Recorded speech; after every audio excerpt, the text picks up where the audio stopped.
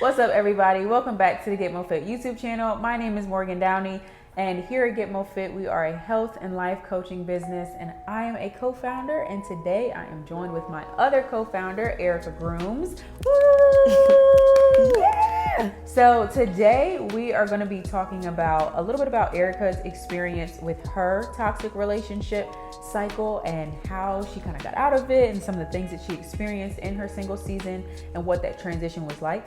So if you are currently in a toxic relationship cycle and you're trying to get out, or you just got out, stay tuned. I think there will be a lot of things mentioned in our conversation that can help you, that you'll be able to relate to, and hopefully enhance your single season as a whole.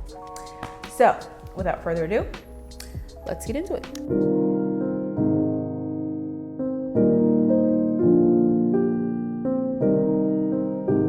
So tell me, what was it that made you realize that you were in a toxic relationship cycle to begin with? Yeah. What made me realize was once I felt like there were certain details about my relationship I couldn't tell my friends or even my mom. Yeah. Because I knew once I said something to them, they would probably say, yeah, that doesn't sound good. Yeah. And I knew it didn't. Right. So hiding details. The second one was when I realized it was affecting my health. That I noticed that in arguments, if we get into an argument and it was so heated, just so crazy that I would almost get shortness of breath when I would talk, because I would get so hyped up and and for me, it was kind of I've never experienced that before. That's weird. And I knew it wasn't healthy because I could feel it. It didn't feel good. Yeah. Physically didn't feel good. Yeah. So those for me were the two things. And it's crazy how when you're emotionally going through something, the impact that it makes on your physical body. Yeah. And how your body will react. Trying to tell you this is not a good situation. I don't feel good. Yeah. To the point where you'll feel it in different ways. Yeah. And it's so crazy. You just said, your body will give you signs of trauma because it doesn't know what to do. And sometimes it's trying to protect you and it's giving you a warning hey, you're in danger. At one point when you weren't leaving, you believed that he was the best you were going to get. Yeah. So it wasn't necessarily that you thought that he was going to get better, but you thought that you couldn't get any better. And then by the time you did actually leave, it was, no, I can get better? Not initially. Okay. It was more of a okay, this situation is not going to get any better, and you don't want this, and you don't know if you could get better, but you're willing to have nothing.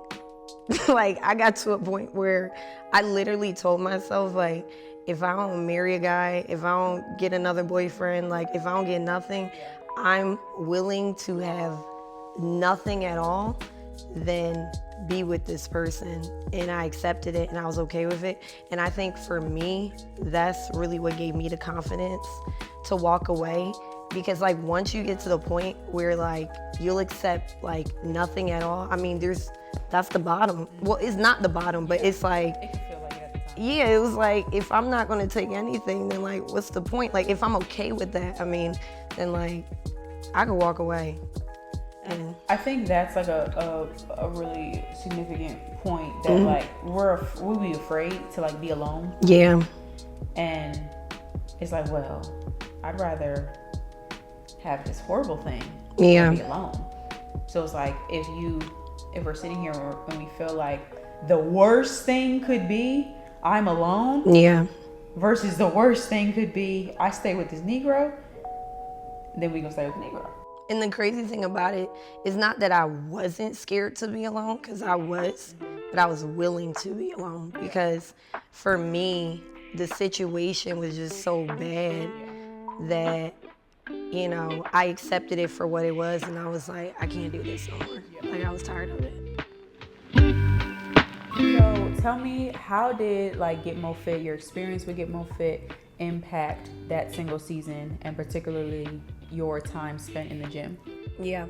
So specifically to my time spent in the gym, as somebody who already had a fitness background, I feel like it changed my entire outlook on the gym, because in the past it was mostly for like, for sports or just working out because like I just like doing it, or I had like physique goals that I wanted because like just looking a particular type of way. Yeah.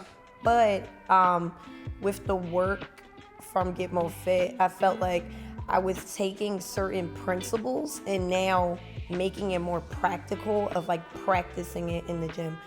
For example, like being able to trust myself was really big. And from having the experience in my relationship of not being able to stick to my word, I wanted to practice that in the gym. So for me, it was like, okay, you're gonna work out today at this time, you're gonna do this workout, and you're gonna finish it. And being able to do that and like, okay, now you're gonna show up tomorrow and you're gonna do this and do it and continue to do it and do it. I felt like I started to like gain a confidence in the things I would say because I started to really believe myself. And then once the results started to show, that's a completely different, like, oh my goodness, like, so now me trusting myself and this is like the reward I get out of it. So I feel like it started to spark my confidence and like, okay, well, what else can I do and execute? Yeah. Did you, at the time, know that was that a conscious thing you were doing? Like, did you know that, okay, I'm going into the gym and I'm trying to trust myself again? I feel like at some point it became conscious, but originally getting in the gym, like most people do after a breakup, was like, oh, I'm about to get cute. Like, I was like, oh, you messed up. I got time today. I was like, I'm about to get real cute. Yeah. I'm gonna get fine. And that was my first approach. But like once I kept going to the gym, other things started to unlock for me, and it became like I'm about to get my revenge body, to like, I'm not even thinking about you right now. Like, I'm like, just my mental started changing. And I think what it was too is that I was listening to a lot of positive resources. So listening to those things and going to the gym, it was like that original intention was completely gone. Now I'm like really like, okay, I'm trying to build my body up to be able to lift this particular weight. Now I got to practice the techniques. At one point, I was trying to lift a certain weight that I hurt myself. And so I had to learn too, like, okay, this is what happened when you're trying to go towards a goal and then you fall back. What do? Do you just give up? And so I had to learn, like, okay, this is what it looks like to take the baby steps to get back to a certain physical level to be able to handle a harder load. Like, there was just so many just little like life lessons I was learning, and I was just like developing in a whole completely different way than I expected. So basically it started off as you wanting to, essentially the intention was more so focused on him and less on, let me develop myself.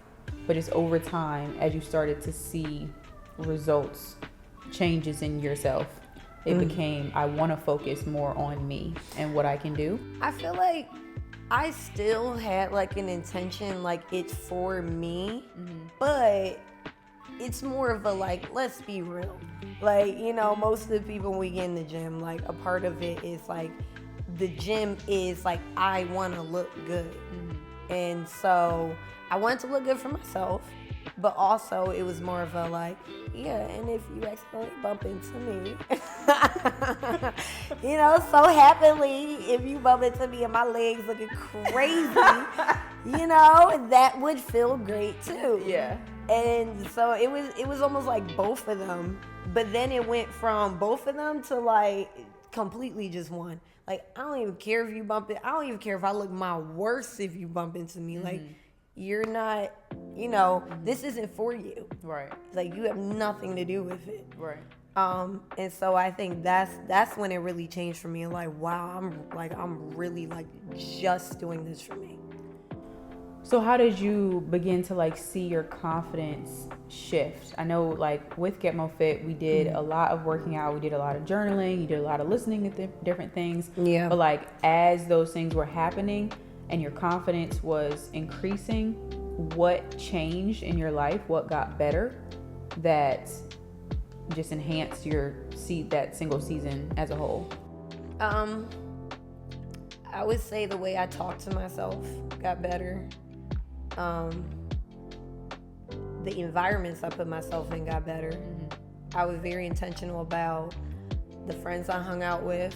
When I noticed the qualities I saw in that person, I also was able to match it into other people that I was like, okay, this type of energy has been around me because I kind of normalized it. And so getting comfortable with making sure like I'm staying away from just certain environments, just certain things, being more, I guess, selective about that. And I don't know, another one was like really like realizing like how much I needed God in my journey. That was big. That part was big. My faith really grew tremendously. I really saw my confidence change too when I was making decisions and doing things that I would typically be scared to do. And one big one I made, which was even making the decision of like, oh, I'm gonna quit my job and I'm gonna go into a profession that financially, I'm not doing crazy in or anything. It's not like I have, like, for me it was fitness, of course, and going in like full time with GetMoPhit. And I didn't know what the next steps were. I had no idea. It was a complete leap of faith.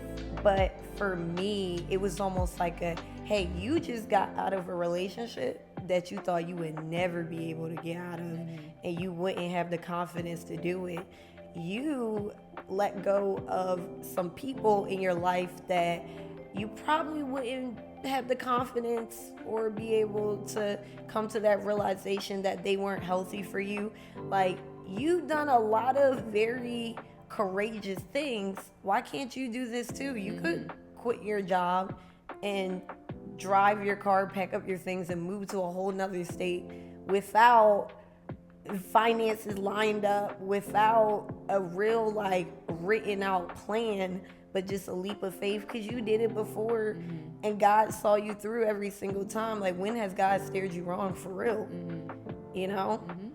And once I realized that like, for me, those were things that being in my single season, being single, and having the time to learn that about myself, like, really gave me the courage to like realize those things of like, oh no, you can do it. Yeah.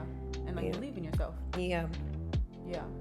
I think it's super important to, one, be able to look back on the times that you've done it before. Yeah. Even if it isn't exactly what it looked like before. You're not getting out of another toxic relationship cycle again, but being able to look back at what you've done before and just slowly watch it build your confidence to do other challenging things, to the point where you make a decision and it changes your entire life, and you get put on a completely different path. And I think that's something that a lot of women don't. It's hard to look beyond where you are now, like when you're in a cycle like that, and think about what else you can accomplish or what else you can go after, and we'll have the courage to go after if you just have the courage to get out of this situation. And for me, like, just because I was confident to do it, and it wasn't even 100% confidence. It was like, what they say, like a faith of a mustard seed. Like, it was like this much confidence but it was there, and like I was still scared in the decisions I made, but it was enough for me to be like, you know, especially like you said, like reflecting on old times that you saw yourself doing. I'm like, bro, you like, it's like you already started this catalyst at this point. You trust yourself, you see it through, you know, you say something, you execute, you can't stop now. Like, you gotta do it. That's good. So as we wrap up this conversation, I want to know, what is one word of encouragement that you would give to a woman who might be in a toxic relationship cycle right now and might be feeling low or discouraged, or know that she really wants to get out but is just really struggling, or is like on the brink of taking that step and really ending it? I would say, honestly, be patient with yourself, because that's a hard decision. Now, somebody else looking from the outside in the situation can easily judge and say like, oh, it's simple, like break up with them. But it's not. And we know it's not. You know, like all the emotional ties, everything, that's just intertwined. So I would say be patient with yourself. And if, you know, you guys don't break up and you end up getting back with them, like, it's hard, you know, just don't be hard on yourself. Don't break yourself down, and just stay encouraged and say, hey, look, because honestly, the day you hit your wits end, like, it'll make sense, but it just may not make sense yet, you know, and you may still need to unfortunately go through some things in order for it to click for you to say, hey, I shouldn't be here. So until that happens, just, you know, be patient and just be nice to yourself. Because at the end of the day, everybody will come at their own time. And there's literally nothing anybody can do or say that will make it speed up. Honestly, like, you gotta come to that realization to do it for yourself. You have to. And unfortunately, it often takes it getting really, really bad before we go. But nonetheless, it's your time. It's your time. Okay. All right, well, if you have any questions, comments, concerns, if you were able to relate to anything like that, drop it in the comments below. You can follow the GetMoPhit page on Instagram, TikTok, and we'll see y'all in the next episode. Bye-bye. Bye.